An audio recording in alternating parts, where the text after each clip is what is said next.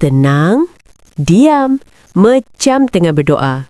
Tapi jangan tertipu, ini pembunuh senyap alam semula jadi. Mantis pandai menyamar.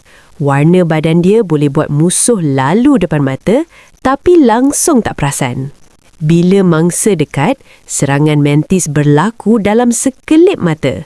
Cepat, tepat dan hampir mustahil untuk lari.